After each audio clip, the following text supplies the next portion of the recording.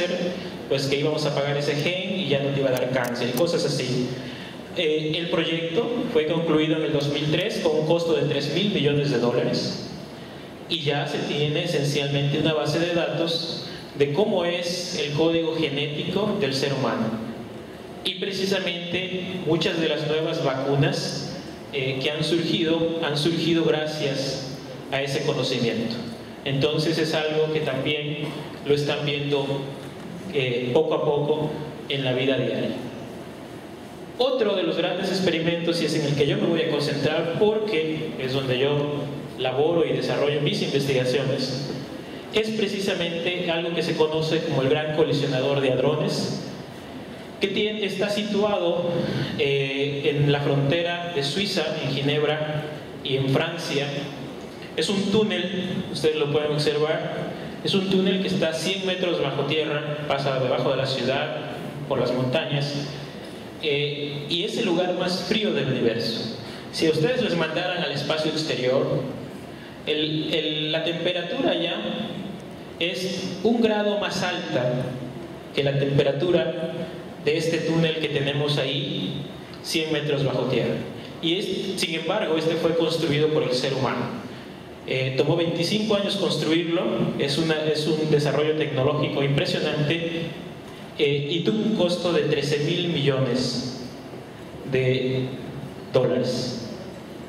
Entonces, si se dan cuenta, lo que quería dejar claro con estos diferentes experimentos es que el ser humano se ha embarcado, porque esos son proyectos internacionales, se ha embarcado en proyectos de gran envergadura, de costos increíblemente altos, que solamente pueden ser pagados por conjuntos de países, con el fin de avanzar en la ciencia y en el conocimiento, con la idea de obtener obviamente un beneficio para el ser humano que puede ir desde entender de dónde venimos y tratar de entender hacia dónde vamos, hasta aplicaciones muy directas que son precisamente nuevas vacunas, nuevos medicamentos y demás, ¿no?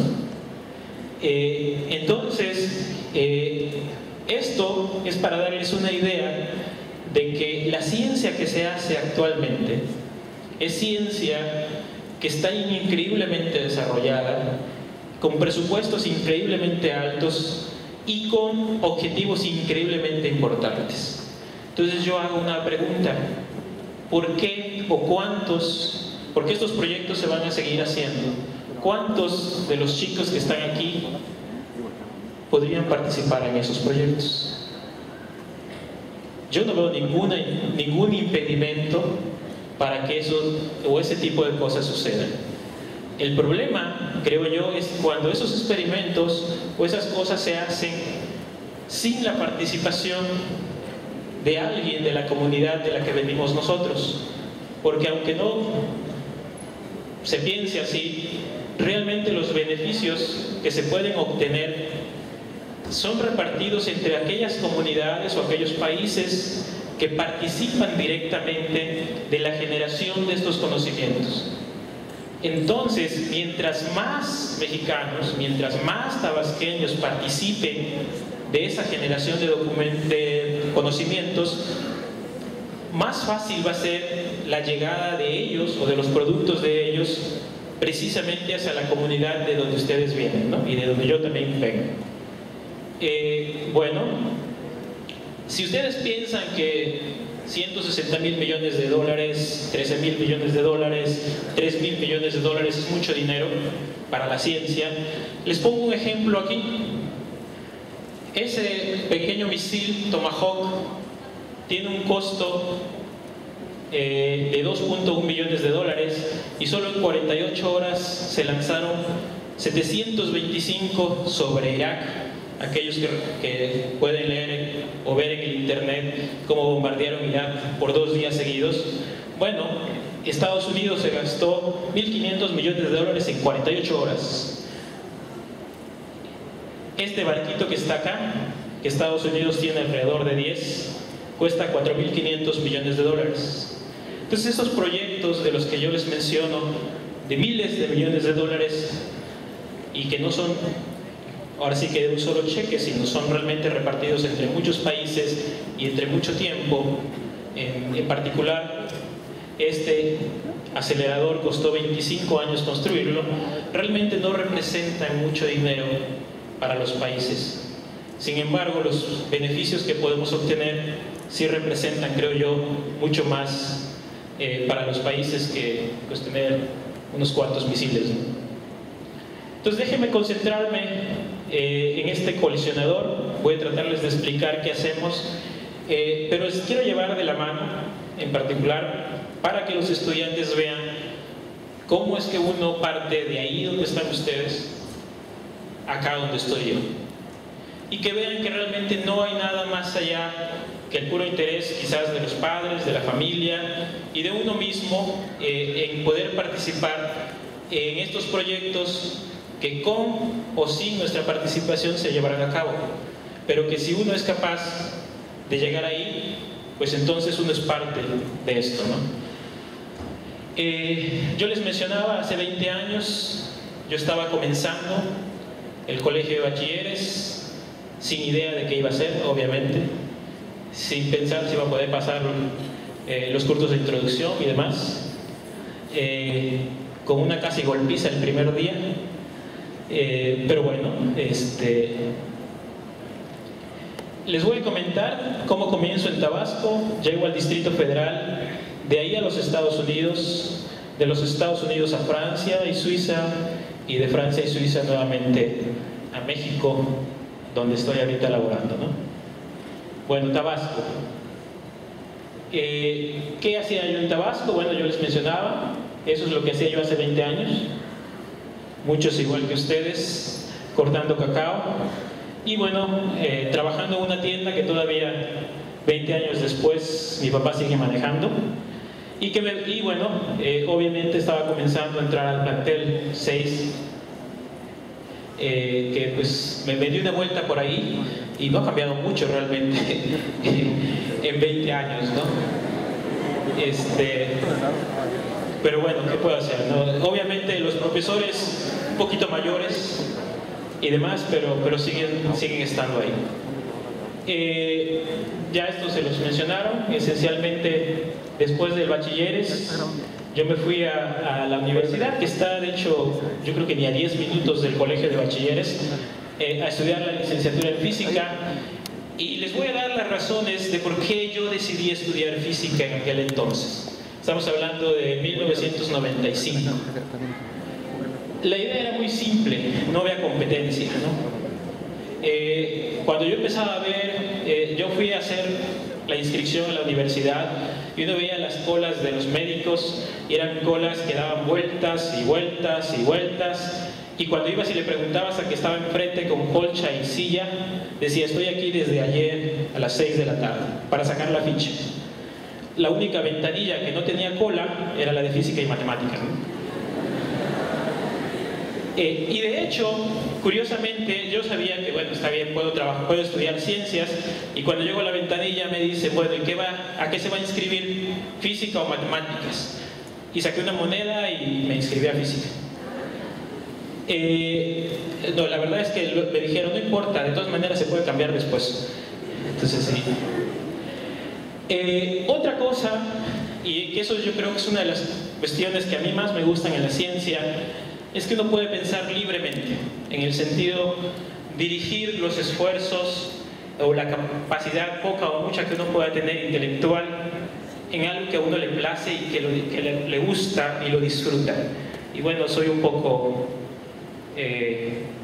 gustoso de eso, ¿no? Y otra de las cosas, y yo creo que es de lo más importante, estamos hablando ahorita, estoy pensando en el 95, cuando realmente a lo mejor había gente, muchos de ustedes probablemente la mayoría ni habían nacido, me refiero a los chicos, y en esa fecha no andábamos con celular aquí, no existían estas cosas, no existían los micrófonos inalámbricos, había muchas cosas que ahora a ustedes se les hacen cotidianas que no existían. Si uno, incluso yo recuerdo para aquellas fechas, no recuerdo exactamente se hizo una especie de teletón en el único canal que había en el estado, para recaudar dinero para comprar un tomógrafo para el estado. Y yo recuerdo cómo la gente participaba realmente fuertemente, porque ni siquiera había eso en el estado. Entonces las tecnologías realmente nos estaban alcanzando muy lentamente, y bueno, la ciencia genera conocimiento, pero a la vez en el camino genera tecnologías. Y qué mejor que participar en ellas y adaptarlas precisamente a las necesidades del pueblo al que perteneces, ¿no? Y una cuestión que sigue siendo clara a la fecha es que México necesita más científicos. El número de científicos en México es más o menos alrededor de 1 por cada 10.000 habitantes. Y estoy hablando de todo tipo de ciencias. Si ustedes hablan de países desarrollados, el número de científicos es alrededor de 1 por 1.000 habitantes. Olvídense de ciencia, no es el único problema. Yo hace poco platicaba con la gente de oftalmología. Tengo una chica de doctorado que está trabajando en un problema de deficiencia visual. Y entonces invitamos a esta organización de oftalmólogos, y me decía que el número de oftalmólogos con especialidad es de alrededor de 1 por cada 15.000 habitantes en México. Y vaya que los ojos son algo importante para nosotros. Entonces realmente hay muchas áreas en las que falta gente, y no es capacidad, es gente realmente. Bueno, y una de las cosas que yo quería pues era viajar, ¿no? Es interesante, ¿no? Bueno, me voy de Tabasco al Distrito Federal, una ciudad muy contaminada, demasiado contaminada. La Ciudad de México es increíblemente hermosa, excepto por la gente. Fuera de eso, todo es precioso. Yo me fui en el 97-98, pagado por la Academia Mexicana de Ciencias, como les mencionaban por ahí. Me fui a estudiar el universo. Pues lo único que tenía yo a la disposición en Tabasco, en aquel entonces tampoco había electricidad en muchas áreas, era precisamente las estrellas. Y entonces me fui a ver qué estaba haciendo en el universo, me enteré que se estaba expandiendo, que había algo allá afuera que le llamaban materia oscura, pero que no sabían qué era. Y lo más bonito fue que me dijeron: escoge tu propia galaxia y trabaja en ella. Y yo dije: wow, voy a tener mi propia galaxia, no le pongo mi nombre y me van a recordar. Sin embargo, pues bueno, las cosas no funcionaron. Pero una cosa que me llamó la atención, y eso es algo que no existía en aquel entonces, existía pero que no era bien difundido, no sé cómo estará ahora, es precisamente que te pagan por estudiar. Y te pagan bien. Una beca de maestría, este es el trayecto, digamos, de la preparatoria a la licenciatura puede ser una maestría y luego el doctorado. Una beca de maestría del Consejo de Ciencia y Tecnología en este momento es de alrededor,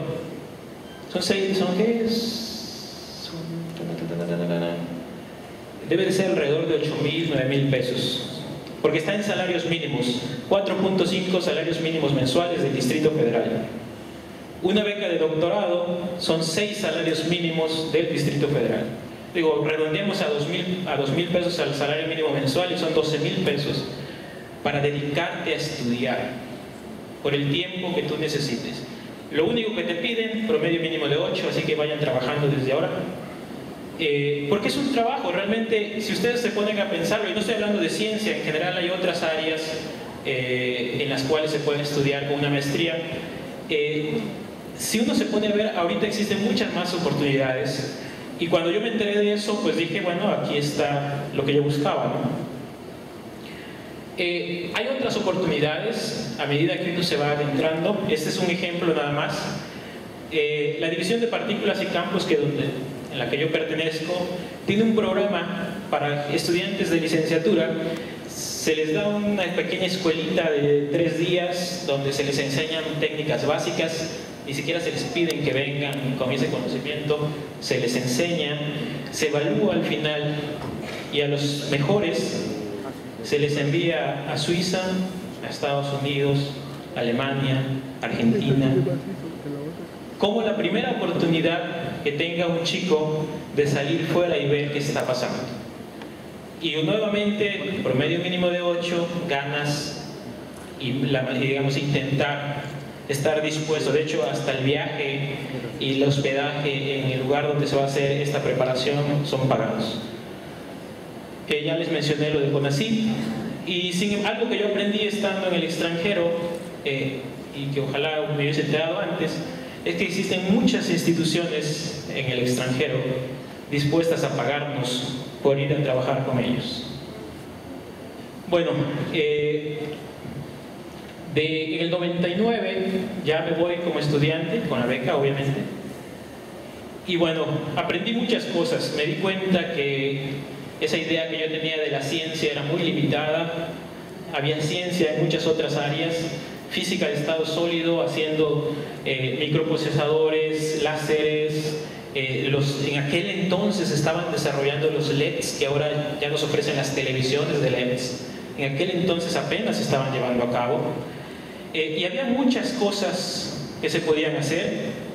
Yo fui con la idea de hacer la física de lo más grande del universo, y realmente al final terminé haciendo la física de lo más pequeño. Me dediqué a estudiar la estructura de la materia. Aquí es donde vamos. Hemos medido hasta 10 a la menos 18 metros, o sea 0.17 ceros y un 1 metros. Y hasta ahí llegamos hasta ahorita, y no sabemos qué más hay debajo de esa estructura. Es como dividir en pedacitos la materia y tratar de ver hasta dónde llegamos.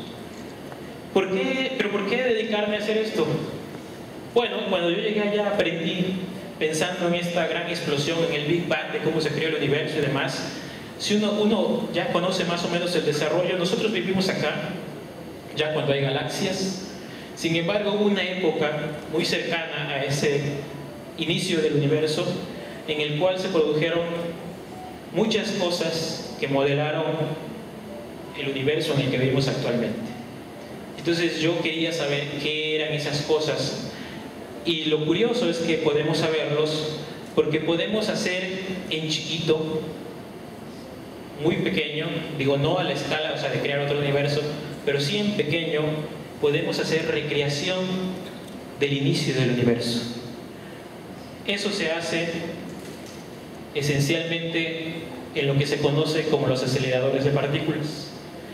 Los aceleradores de partículas toman algo que ustedes, electrones, protones, lo que ustedes se imaginen, los llevan a velocidades cercanas a la velocidad de la luz, uno en una dirección, otro en otra dirección, y ustedes escogen puntos en los cuales los hacen chocar. Y cuando los hacen chocar, se despedazan, y esa pequeña colisión que se da, ese pequeño choque, es en chiquito una reproducción del inicio del universo. Es muy parecido a jugar esto, que yo creo que es lo más bonito, que nos dejan seguir jugando. Es como colisionar y ver qué sale de ahí, ¿no? Si ustedes pudiesen ver, digo, por ejemplo, para preguntarles de qué marca era el carro de este lado. ¿Alguien lo notó? No, ¿cómo que Ford? No, lo curioso es que, bueno, si empiezan ustedes, es lo que nosotros hacemos. Nosotros empezamos a buscar qué quedó, y si encontramos ahí una plaquita con 4 circulitos, decimos, no, mira, es un Audi, ¿verdad? Es un Audi, ¿no? Y es lo que realmente hacemos, tratar de reconstruir cosas. Sin embargo, otra vez gracias a este cuate, no nada más se produce eso. Este cuate nos dijo que la energía y la materia están relacionadas, son la misma cosa. Entonces nosotros podemos chocar fresas que se convierten en materia, que se convierte totalmente en energía, y esa energía se vuelve a convertir en cualquier cosa, y podemos sacar peras, manzanas o cualquier otra cosa, no necesariamente lo que colisionamos al final. Y así es como reproducimos el inicio del universo. Chocamos protones o electrones y se da una gran explosión en chiquito que nos permite recrear ese pequeño Big Bang, y de ahí podemos estudiar qué sucede. ¿Qué hemos aprendido? No sé si ustedes alguna vez se quieran preguntar por qué tenemos electricidad, por qué se mantienen pegados al suelo. Lo único que hemos aprendido es que por alguna razón en la naturaleza existen 4 fuerzas. Una es la gravedad, que es la que ustedes usan para mantenerse pegados al suelo. Es la culpable de que cuando saca uno la bolsa se le cae un billete. Bueno, no es el culpable de que alguien más lo recoja, pero sí de que se caiga. Pero resulta que hay otras fuerzas. La fuerza electromagnética es la responsable de la electricidad, de sus motores, de todo lo que vivimos. Realmente vivimos la época actual gracias a esta. La fuerza débil también es la causante de que el sol nos alumbre, es la causante de que el sol nos dé luz todos los días. Entonces realmente es importante para nosotros. Y la fuerza fuerte es la causante de que todas las cosas, los átomos, estén ligados, y por eso estamos como estamos. Entonces, si alguien se queja de su figura, eche la culpa a la fuerza fuerte. Pero una curiosidad es que estas 3 se ha comprobado mediante experimentos que son una sola fuerza. Solamente que a medida que el tiempo ha pasado, que el universo ha evolucionado, se ha ido separando en diferentes manifestaciones. El sueño guajiro de los científicos actualmente es probar que no solo estas 3, sino también la gravedad, es una sola fuerza. Y entonces ya nos ahorraríamos el problema de investigar por qué vivimos en el mundo que vivimos y tratar de imaginarnos o tratar de explicar de dónde viene esa fuerza fundamental que nos da el mundo actual. Pero bueno, yo les mencionaba del México, me fui a México, de ahí me fui a Estados Unidos con esta idea de recrear el inicio del universo. Me fui a un laboratorio que se llama Fermilab. Este laboratorio está alrededor de 40 kilómetros de la ciudad de Chicago. Estuve ahí, de hecho, hasta febrero del 2005. Yo me fui en el 2001. Para que se den una idea, esta es una fotografía aérea. Este anillo, esto que ustedes ven acá, que es un edificio de 15 pisos, es este que está aquí. Este anillo mide 6 kilómetros de diámetro. Eso es este anillo que yo les mencionaba, donde se aceleran las cosas y se hacen chocar en 2 puntos en particular, uno aquí, otro acá. Ahí estuve durante varios años trabajando en una colaboración donde orgullosamente está México, de alrededor de 600 físicos de 19 países, donde precisamente estudiábamos estos minis comienzos del universo. Este es el experimento, es bastante amplio, sin embargo, bueno, es una de las cuestiones que tardan años en desarrollar. Ahora déjenme así muy rápidamente decirles cómo observamos las partículas, esas cosas que se producen ahí. Realmente se toman fotografías. Inicialmente eran fotografías igual, normales, en una cámara. Ahorita ya no lo hacemos así, ahorita lo hacemos por computadora, usando diferentes niveles. Y esto es lo que ustedes ven. Si alguien me preguntara cómo se ve un Big Bang, así se ve un Big Bang. Puras rayitas. Esto es una imagen computarizada, aplanada, si lo quieren ver así, de lo que se da a la colisión. Todas estas líneas que ustedes ven, esencialmente son las partículas que se van creando y van dejando su rastro a través de nuestra cámara fotográfica. Entonces no es nada muy interesante, ¿no? Y luego buscamos ahí entre ellas, y luego lo que vemos son estos picos. Cada vez que nosotros vemos un pico, significa que una partícula subatómica que vivió muy poco tiempo se creó y se desintegró. Y es lo que buscamos realmente en estos grandes experimentos. Entonces realmente durante esos años me convertí en un cazador de partículas, encontrando esta en particular. No sabemos qué es. Se descubrió en el 2005, si no mal recuerdo. Por eso le pusimos X, porque no tenemos idea. Y a la fecha no hemos podido explicar qué es. Sabemos que existe, pero no conocemos una teoría, una idea que explique qué es. Y pues ahí está, ¿no? Yo me dediqué de las colisiones a estudiar esta partícula. Esta partícula logramos observar 50, no se había observado más en ese entonces. Pero el punto aquí es que cuando uno ve eso, realmente para poder ver esas partículas no es nada más de que el detector o el experimento o la cámara te diga ahí está. Realmente tenemos que aplicar muchas técnicas que vienen de diferentes áreas. Usamos tecnologías que vienen del reconocimiento de patrones, de identificar la cara de una persona, la huella de una persona, porque realmente tenemos que sacar toda la información de ahí. Después de Estados Unidos me trasladé a Francia. Yo les decía que este colisionador que se mide 6 kilómetros, pues sí nos producía estos mini Big Bangs, pero no era suficiente, necesitábamos más. Entonces me fui a Suiza, al mejor colisionador que tenemos actualmente, que es el Gran Colisionador de Hadrones. Si aquel mide, el que les mencioné, mide 6 kilómetros, este mide 27 kilómetros. Y como yo les mencionaba, hay que tenerlo enfriado y la temperatura de este lugar es 1 grado abajo de la temperatura del universo. Entonces, técnicamente es el lugar más frío del universo y fue creado por el ser humano. Les mencionaba, está a 100 metros bajo tierra y se tienen 4 puntos donde se estudian estos mini Big Bangs. Para darles una idea, tenemos 40 millones de reproducciones por segundo y esta cosa trabaja 365 días del año, 24 horas al día. Entonces imagínense cuántas veces reproducimos en chiquito el mini Big Bang, ¿no? Entonces, para poder estudiar qué está pasando, ¿no?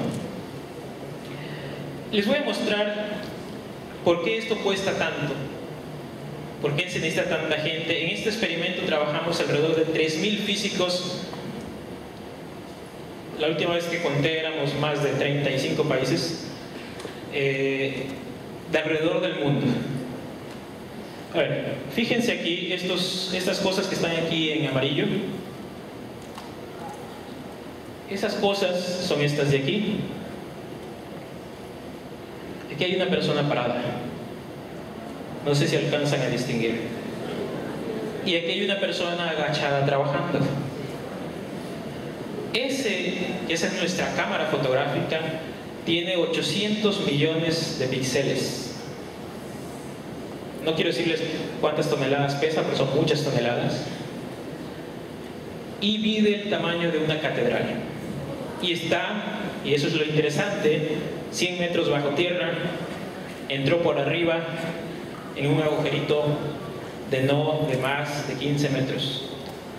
Entonces es pieza por pieza que se va bajando y se tiene que construir abajo. Imagínense el nivel de ingeniería que se tiene que manejar para hacer este tipo de cosas. Por eso tomó 25 años hacerlo, ¿no? Cuando yo empecé a trabajar en buscar estas nuevas partículas que no se conocían, esto era lo que a mí me mostró alguien. Me dice, mira, todas estas son posibilidades, pero no existen, y esta fue la única que yo había visto. Y entonces me dediqué a buscar algunas más. Encontramos otra más que se le conoce como cascada. Esto fue en el 2007, y como les decía, los picos son los que nos dicen. Esto fue anunciado en junio del 2007 como uno de los descubrimientos del año, en el sentido de que era algo nuevo que nunca se había visto. De ahí, yo creo que en parte gracias a eso, yo creo, no más en parte, yo creo realmente por eso, me invitan a regresar a México. Yo trabajaba para la Universidad de Michigan, pero en Suiza, Francia, y me invitan a regresar a la UNAM. No se da lo de la UNAM, me regreso al CIMBESTAB, y en el CIMBESTAB, ya estando en el CIMBESTAB, logramos descubrir otra más. Y para darles una idea, yo les decía que el número de colisiones, teníamos 500 millones de mini Big Bangs, y solamente en 18 de esas colisiones o de esos mini Big Bangs se produjeron estas cosas, para que se den una idea de qué tan raro es que estas cosas se produzcan al inicio del universo. Sin embargo, se producen y uno puede mostrar que existen, ¿no? Finalmente, este experimento Bueno, este gran colisionador que costó 13.000 millones de dólares, el colisionador de hadrones, fue construido para buscar pues, esto que mucha gente decía que era la partícula de Dios y demás, y que pues, es una confusión realmente, una mala traducción, pero que sin embargo es de suma importancia porque al principio del universo las cosas que se crearon no tenían materia, no tenían masa como nosotros la vemos. Existía algo que fue el causante de que la adquirieran, y eso era precisamente esto que se conoce como la partícula de Higgs. Esos 13.000 millones se invirtieron por muchísimos países del mundo y muchísimos investigadores para construir el gran colisionador con la idea de buscarla. Si a la fecha que se anunció, curiosamente, la independencia de Estados Unidos, a la fecha que se anunció ya se tenían 40 años buscándola, y bueno, se anunció precisamente el año pasado. Este es un grupo mexicano, mis estudiantes, un colombiano, alguien de Campeche, yo por ahí, precisamente en la sala donde se dio el anuncio, y yo aquí trabajando, aunque no lo crean, estamos trabajando antes del anuncio porque no vaya a salir algo mal, y ya había muchos periodistas ahí, ¿no? Yo les quería compartir esto. Esta es la foto que les mostré antes, está en Facebook. No la puse yo, la puso una colega, de un comentario que hizo él. En su momento era estudiante, ahora trabaja en Google, desarrollando técnicas de búsqueda en Google. Él puso esto, ¿no? Y este es el lugar donde se anunció, y él mencionaba, ¿no? Pues que ese es el lugar donde pues, las cosas mágicas pasan, ¿no? Un lugar, bueno, que desafortunadamente para nosotros, porque bueno, quien lo construyó en Suiza o en Francia, está un poco lejos, pero así como este lugar existen muchos lugares donde esas cosas nuevas, esos nuevos desarrollos pasan, ¿no? Lo importante, yo creo, para México, para Tabasco, para ustedes mismos, para sus comunidades, es que uno sepa que pasan, y ¿por qué no? Uno está ahí y hacer que pasen. Finalmente, esto no es fácil. Eso hay que ser conscientes. Nada es fácil, nada que valga la pena es fácil. Yo les decía que pues, 3.000 científicos de 40 países diferentes. Tú tienes afganos por un lado, israelitas por el otro, palestinos por el otro. Hay gente de muchos lados que pues desafortunadamente pues tienen problemas como países, pero que tienen que trabajar conjuntamente, ¿no? Entonces realmente hay mucho envuelto de cómo uno puede trabajar, y entonces uno aprende increíblemente sobre la sensibilidad de cada cultura a ciertas cuestiones, incluso del mismo desarrollo del ser humano, pero igual de qué tan sensibles son a ciertas características que suceden día a día. Yo les mencionaba, eso es un experimento, sin embargo, existen más experimentos, y somos alrededor fácilmente de 10.000 científicos trabajando en un mismo laboratorio, y lo que involucra realmente un continuo aprendizaje sobre las demás culturas participando ahí, ¿no? Estamos hablando de muchos países, gente diferente, lenguajes diferentes, y lo que involucra realmente el encontrarse, por ejemplo, a alguien y, no sé, a mí me ha tocado desde que te llegas a alguien y le ofreces algo y te dice no, yo no puedo porque simplemente no me lo permite mi cultura, hasta gente que llegas un minuto tarde y le tocas y te dice no, ya llegaste tarde, ¿no? Pero así es la cultura de mucha gente, ¿no? Ahora, esa es la parte científica. Sin embargo, el dinero muchas veces lo ponen los gobiernos, y eso es bueno y es malo. Lo bueno es que, como es dinero público, lo que se produce es de ustedes, es del público, de quien puso los impuestos. Un ejemplo de lo que ha surgido aquí es precisamente el Internet. El Internet se desarrolló en estos lugares, en estos laboratorios, como una necesidad de transmitir información de país a país entre diferentes instituciones. Al estar desarrollado ahí, es público y realmente lo que nosotros pagamos por el Internet son los servicios de los cables, del servidor y mantenimiento y demás. No sé si ustedes en algún momento, supongo que sí, pero quiero pensar que no, han intentado bajar una película del Internet, ¿no? ¿Cuánto tardan en bajar una película del Internet? 3 horas. Bueno, ahorita nosotros estamos probando la tercera generación del Internet que te permite bajar una película de DVD, no así de CD, de DVD en 5 segundos.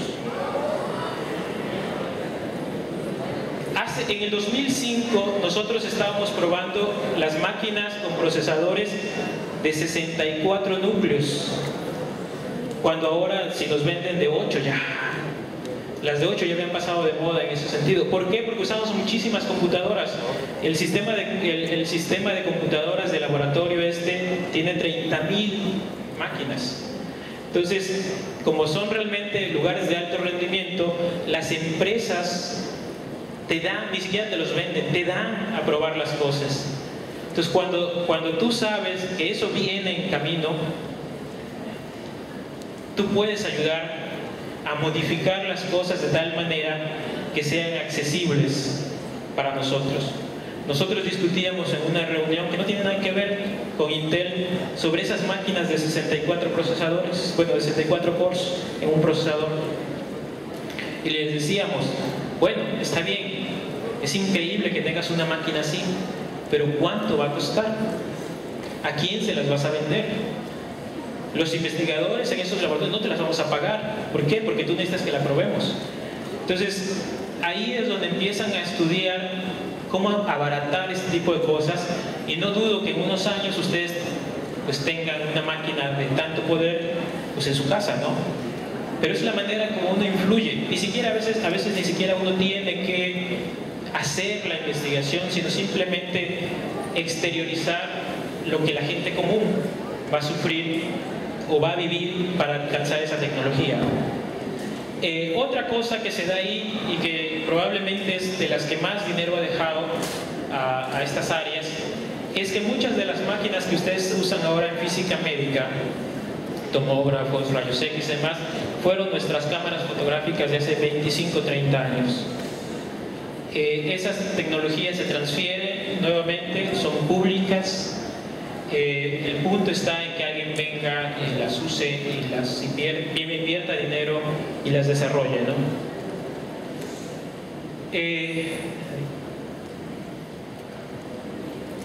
Aquí está, ya no tiene.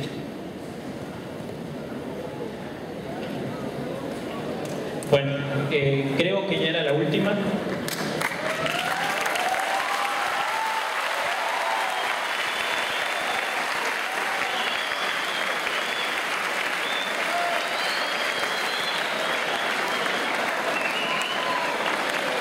Nada más para terminar. Yo tuve la suerte, y digo que suerte porque realmente uno nunca sabe qué puede suceder, de que la persona que me contrató para trabajar en la Universidad de Michigan, sin saberlo yo obviamente, cuando me contrató, fue rector de la Universidad de Michigan, la tercera universidad más rica de los Estados Unidos. Ahorita es directivo, es uno de los 12 directivos de la FOR a nivel mundial. Y una cosa que él me dijo y que yo quiero transmitirles, en alguna de las tantas charlas que tuvimos, me decía, uno tiene que entender la importancia de las instituciones a las cuales a lo largo de la vida vamos perteneciendo. Instituciones como el Colegio de Bachilleres, la UJAT, Sinvestad en mi caso, los lugares a los que ustedes, su comunidad y demás. Lo principal de eso es que nosotros debemos entender la fuerza de la historia que ha hecho de cada institución lo grande que es en el momento en que tú llegas, para entender de qué tamaño es la historia que tú tienes que construir para estar a la altura de esa institución. Unas cosas que yo les digo es, chicos, están comenzando, conozcan la historia, lo difícil, complicado que ha sido para su institución, ahora el Colegio de Bachilleres, para muchos de ustedes, el ir escribiendo esa historia diaria de éxitos. Valórenla y entiendan de qué tamaño es la historia que ustedes tienen que escribir. Gracias.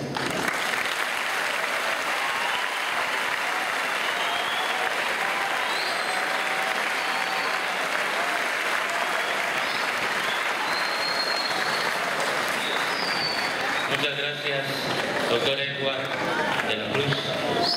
Sin duda, este bagaje de ciencia del mundo actual, ahorita que hacía la ponencia y estar recordando y estar mencionando hechos, experimentos y toda esa ciencia del ayer, pues algunos no somos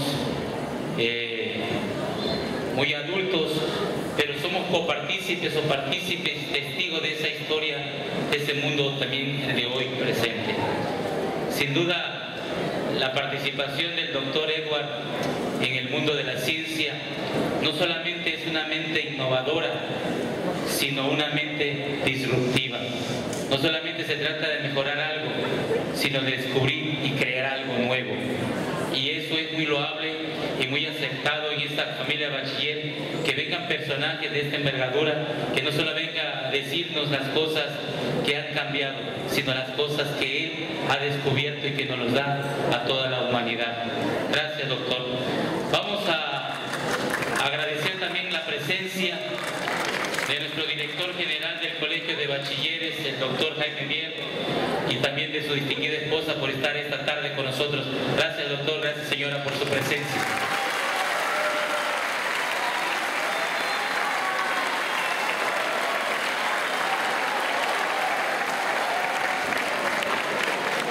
Continuando con la mecánica que al inicio comentamos, vamos a pasar a la parte de la sesión de preguntas y respuestas.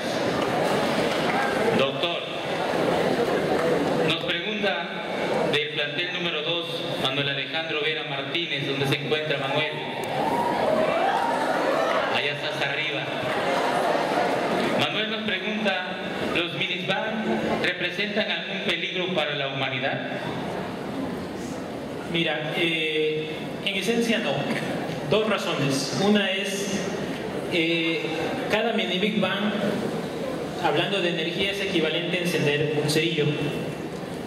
Obviamente pues estamos hablando de 40 millones de cerillos en un segundo, ¿no?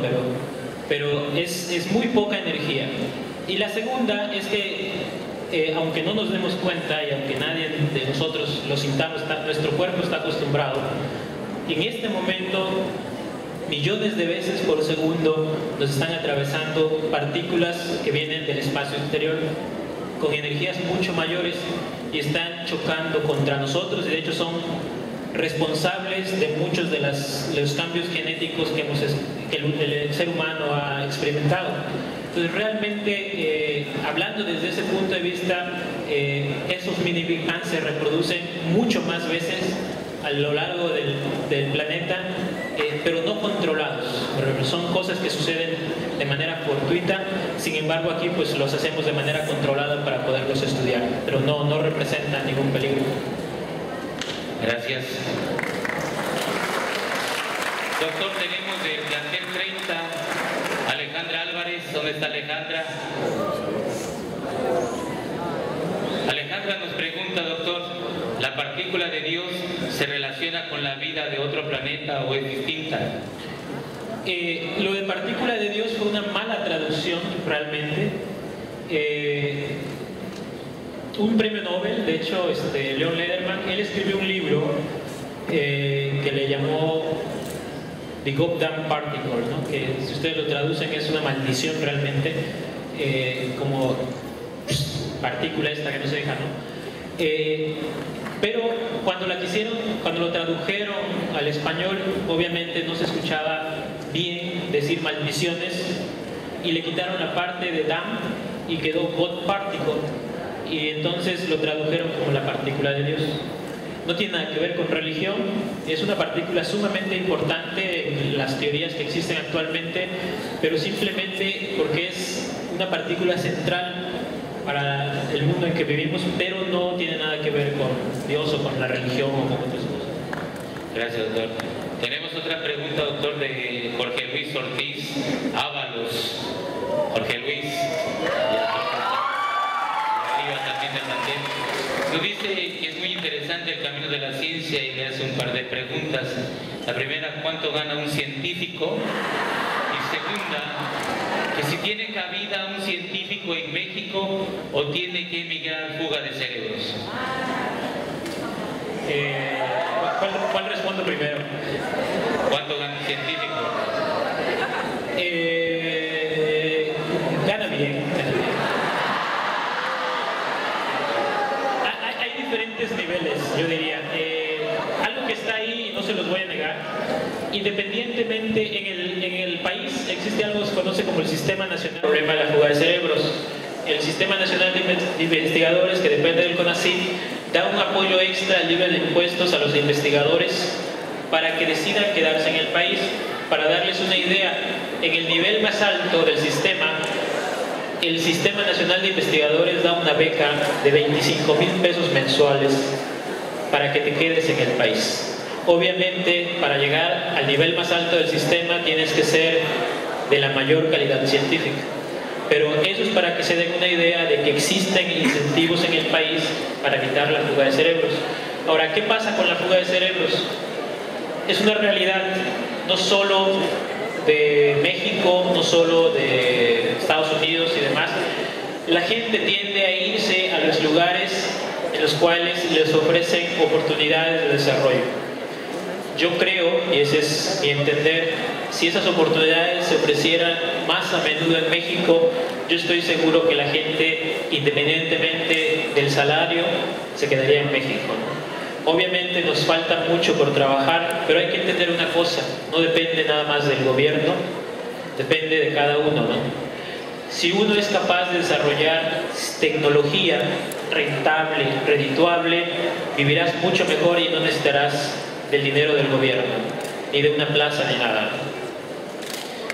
Doctor Edgar de Dios Hernández, del plantel 16, nos pregunta: yo voy a estudiar física el siguiente semestre. ¿Qué libros podría recomendarme para iniciar? Hay que entender una cosa, nada más así rápido. Los libros viejos, me refiero del principio de 1900, y se pueden accesar, de hecho, hay muchos en la red, son libros que son mucho de explicar, porque en aquel entonces no existían las matemáticas para expresar las cosas. Entonces, si uno lee bien y con cuidado, puede aprender mucha física de ahí. Si quieres aprender las técnicas, usa los libros más nuevos, en particular alemanes, son muy meticulosos a la hora de escribir las cosas. Los Greiner son bastante buenos.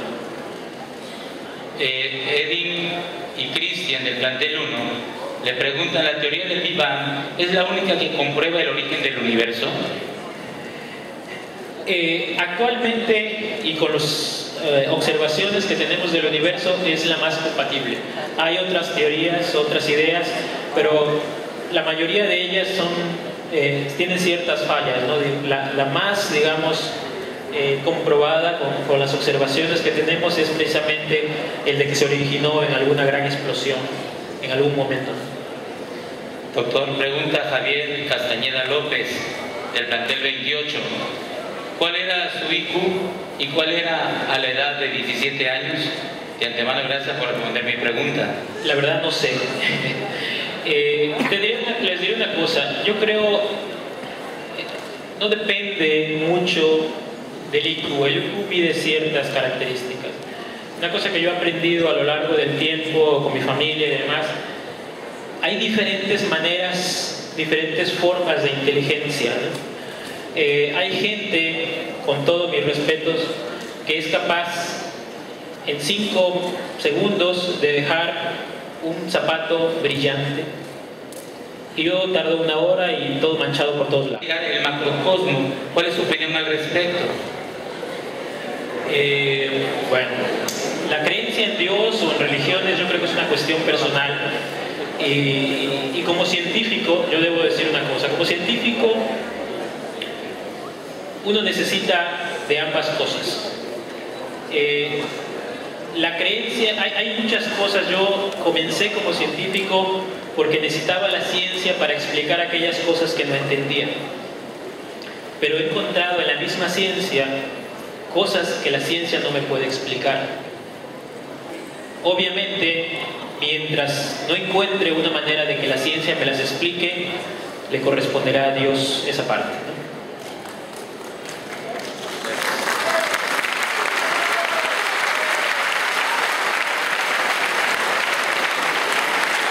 Nos pregunta Yacer Arafat Alcín Méndez, del plantel 28. ¿Es posible que los seres humanos puedan sobrevivir en el universo? ¿En qué sentido? La pregunta es un poco abierta. Mire, bueno, si se refiere a otro planeta, se ve difícil, ¿no?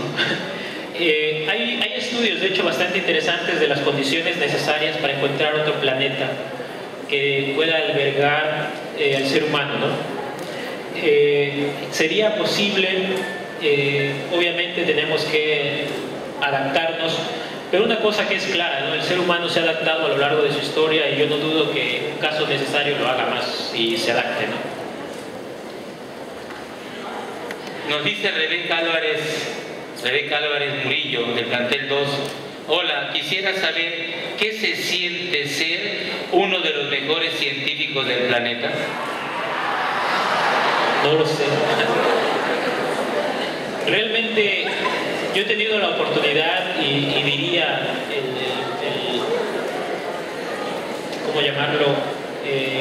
El honor de estar sentado con gente que ha ganado premios Nobel, Príncipe de Asturias, cosas así, y no he encontrado gente más sencilla en mi vida que ellos.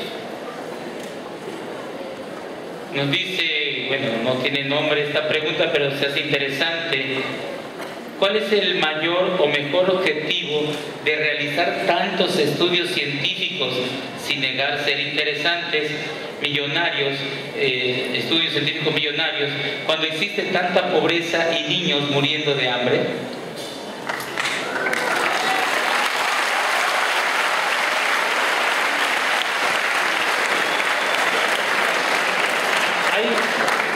Yo creo que hay maneras de atacar las problemáticas que existen y yo quería recalcarles eso. Esa era mi idea, mi intención al principio de la charla. Uno ataca los problemas al nivel que uno puede atacarlos. Si nosotros quisiéramos, no sé, combatir el hambre como se intenta muchas veces y repartimos comida o repartimos vales, no vamos a acabar con el hambre. ¿Por qué? Porque esos vales, esas comidas se van a acabar y el hambre seguirá. La manera de acabar con el hambre es precisamente, si lo quieren ver así, enseñando a trabajar y a ganarse ese sustento o dando las oportunidades para que estas personas lo hagan. ¿Por qué hacer estos experimentos? Por la simple y sencilla razón de buscar cosas nuevas. Hace, ¿qué quieren? 200 años, menos 150, pues ustedes no tenían electricidad, no tenían los beneficios de la energía eléctrica. La pregunta, por ejemplo, ¿podríamos encontrar una fuerza fundamental que ayude a producir energía más barata? Porque mucha de la pobreza se da no porque la gente quiera ser pobre o porque el gobierno quiera que la gente sea pobre, sino porque los recursos son limitados. Entonces debemos encontrar la manera de hacer o producir más recursos y una manera de eso es la ciencia. Gracias, doctor. Tenemos del plantel 6 de su glorioso plantel de origen de bachillerato Nos dice Mariela Gómez, ¿dónde está Mariela? ¿Dónde está el plantel 6? Allá arriba. Allá está arriba. Nos dice Mariela Gómez, al conocer esas nuevas partículas... Acá está. Acá al frente. Sí. Gracias. Al conocer esas nuevas partículas, ¿cambió en algo la percepción que se tenía de la teoría del Big Bang? En parte sí, en parte no. La teoría decía que debía existir, pero la duda era que jamás se había visto. Entonces, una manera, en la ciencia, como en la religión creo yo, es muy difícil probar que algo es cierto. Es más fácil probar que algo es mentira. Entonces, la manera de probar que algo es mentira es buscar y no encontrarlo, ¿no? Pero al encontrarlo, bueno, entonces confías un poco más en las teorías, ¿no? Doctor del plantel 29, Ricardo Hernández Méndez, nos pregunta, ¿nos podría explicar la ecuación de Schrödinger y cuál es su aplicación en la física cuántica? Bueno, la ecuación de Schrödinger es una ecuación que describe esencialmente cómo se comportan las cosas a nivel microscópico. No tan microscópico como este, pero microscópico. Su aplicación es muy interesante porque gracias a ella nosotros podemos explicar cómo las cosas a nivel microscópico están entrelazadas. Y ahorita en particular se está usando para tratar de construir una computadora, sería una computadora cuántica, una próxima generación que permita resolver problemas de manera mucho más efectiva, ¿no? Gracias, doctor. Hay una pregunta que no tiene quien la elaboró, pero le preguntan, ¿por qué mencionan que lo que vale la pena no es fácil? Y otra pregunta al respecto, ¿qué dificultades tuvo a lo largo de sus experimentos? Bueno, me refería yo a que no es fácil, porque si fuera fácil cualquiera lo haría, ¿no? Yo me refiero en ese sentido a que uno tiene que entender que todo lo importante requiere un mínimo esfuerzo, un trabajo, una constancia. Problemas, ejemplos, yo platicaba precisamente en la comida que cuando yo estudié en el colegio de bachilleres, yo estudié en el turno vespertino. Mis clases terminaban entre 8 y 8 y media y el último autobús, para poner un ejemplo, salía a las 8 de la noche. El autobús salía de la central y yo tenía que salir de la escuela y correr hacia la salida de la cabecera municipal para interceptarlo y poder llegar. En aquellos entonces no existían los celulares para avisarle a la familia. Entonces muchas veces yo terminaba llegando, si es que no me venían a buscar, a las 12 de la noche a mi casa.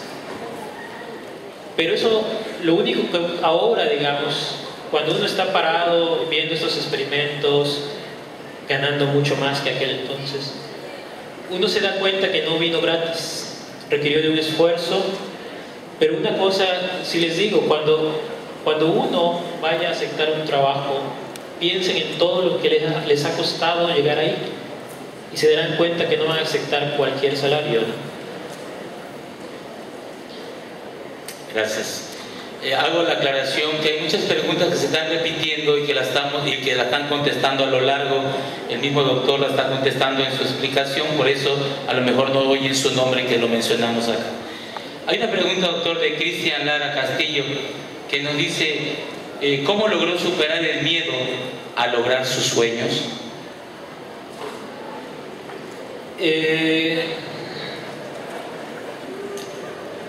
El problema es cuando tienes miedo a algo más grande que tus sueños, ¿no? Yo siempre cuento una anécdota. Mi papá está aquí sentado, por cierto. Yo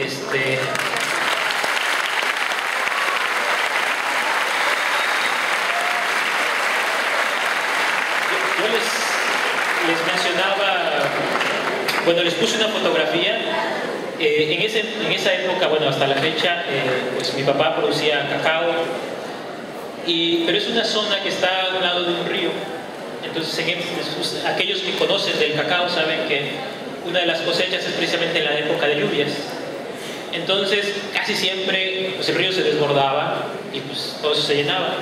Y algo que tengo yo muy presente, yo creo que tendría yo 12, 13 años, estaba yo ayudando a mi papá y estaba tan lleno de agua que tuvimos que pues crear unas balsas con plátano, bueno, con el árbol de plátano, con matas de plátano y un caballo, y ponerle cacao y jalarlo. Yo me quité gran parte de la ropa y casi nadando íbamos sacando el agua. Entonces yo le dije a mi papá, le dije, ¿sabes qué? Caray, esta vida no me gusta. Y mi papá solo me alcanzó a responder, si no te gusta, ponte a estudiar. Entonces, cuando yo recuerdo eso, dije, caray, no era la vida que yo quería y no quedaba más que estudiar. Muchas gracias, doctor. De esta forma, estimada familia bachiller, damos por terminada esta sesión de preguntas y respuestas, agradeciendo la ponencia del doctor Edward de la Cruz Burelo, esta conferencia magistral. Cedo el uso de la palabra y del micrófono al licenciado Carlos Burelo. Manos de nuestro director general, quien moderó la mesa, no sin antes cederle el uso de la palabra a nuestro director general. Muy buenas tardes, tengan todos. Muchísimas gracias a todos los estudiantes del Colegio de Bachilleres, de los planteles que hoy nos acompañan.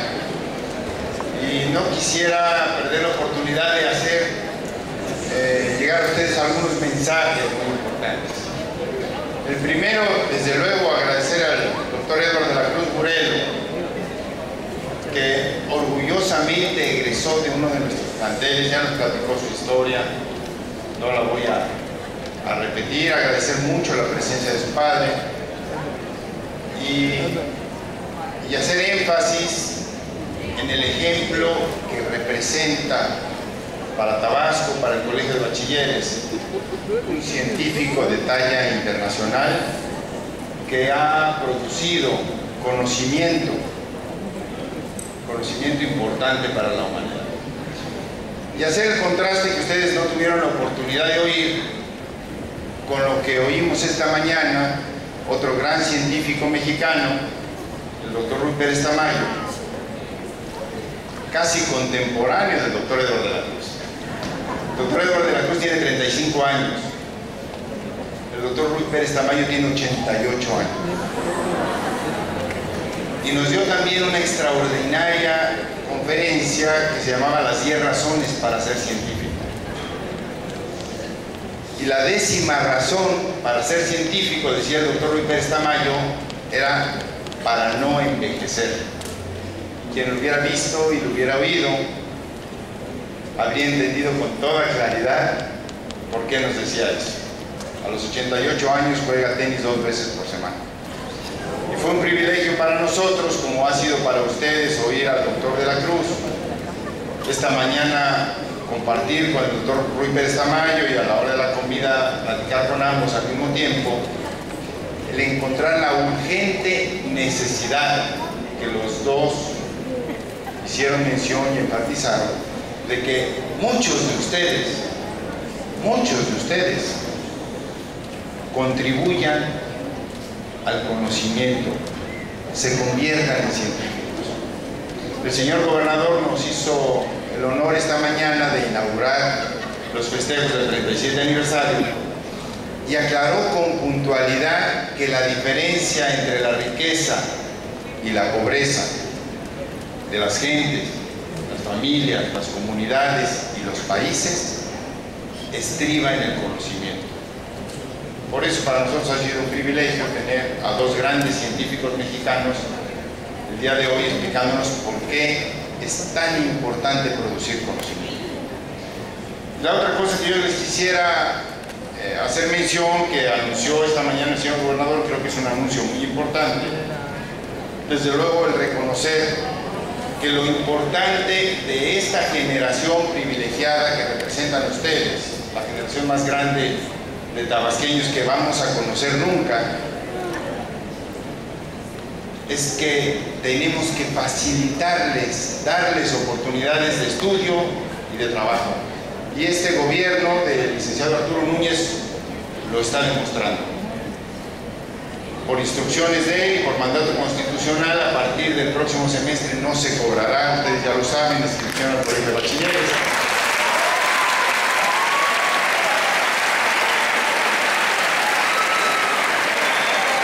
Pero más importante todavía, esta mañana el licenciado Arturo Núñez anunció que a partir próximo semestre los libros de texto para el Colegio de Bachilleres van a ser gratuitos.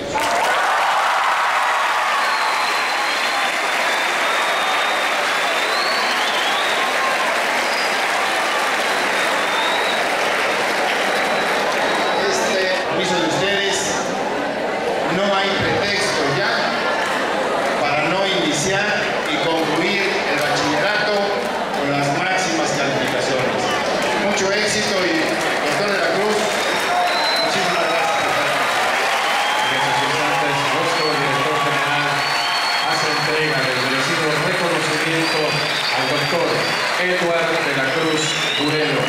El Colegio de Bachilleres de Tabasco le reitera su afecto y el orgullo de que forme parte de esta, la gran familia bachillera. Si me lo permite, yo quisiera pedirle al doctor Edward y al doctor Jaime permanecer un momento más en el escenario. Yo creo que muchos de ustedes, doctor Edward, yo le pediría a su padre que permaneciera en el escenario. Quisimos también invitar a un grupo de jóvenes que, como usted, el día de hoy tienen grandes sueños y son cunduacanenses, orgullosamente del plantel número 6 de Cunduacán, alumnos distinguidos de este plantel que el día de hoy seguramente regresarán a casa diciendo: un día no muy lejano, yo seré como él. Si fueran tan amables, jóvenes, a ellos los acompaña alguien que probablemente le trae recuerdos. El ingeniero Santiago Méndez Pardo le dio clases de matemáticas hace ya un buen, justamente mientras se formaba. Ahí están, ellos son los futuros Edward, que seguramente un día, como todos los que están aquí, estarán conquistando escenarios como el Esperanza Iris y como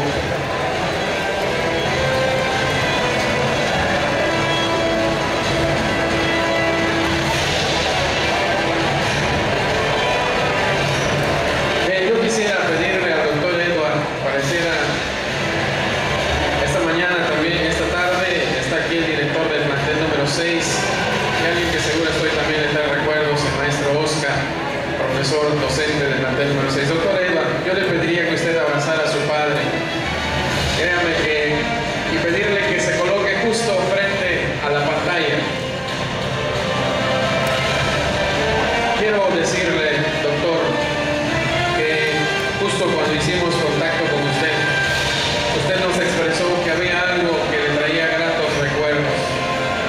Y el día de hoy, estos jóvenes son portadores de algo que usted escribió hace 20 años. Hace 20 años, el doctor Edward, inspirado, escribió una poesía a Benito Juárez. 20 años es una revista única que quisimos poner en sus manos, y en esta ocasión, porque nos sentimos muy felices de que usted sea orgullosamente bachiller, la compartimos con este público. La poesía a Benito Juárez, escrita hace 20 años, y la revista puesta en sus manos. Llévenla, por favor, como muestra del afecto que esta comunidad esta tarde le regala a usted, con el más fuerte de los aplausos.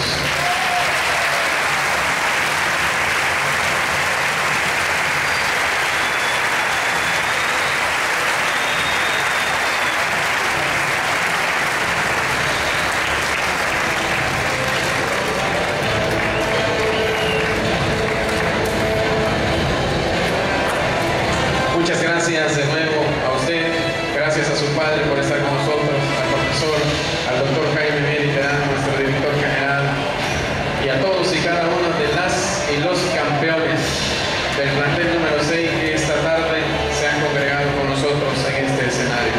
Gracias, despedimos al doctor Edward con el más fuerte de los aplausos de el escenario del Teatro Esperanza Iris. Muchas gracias, doctor, gracias. Este público seguro estoy de pie le aplaude a un gran campeón, orgullosamente bachiller, orgullosamente tabasqueño.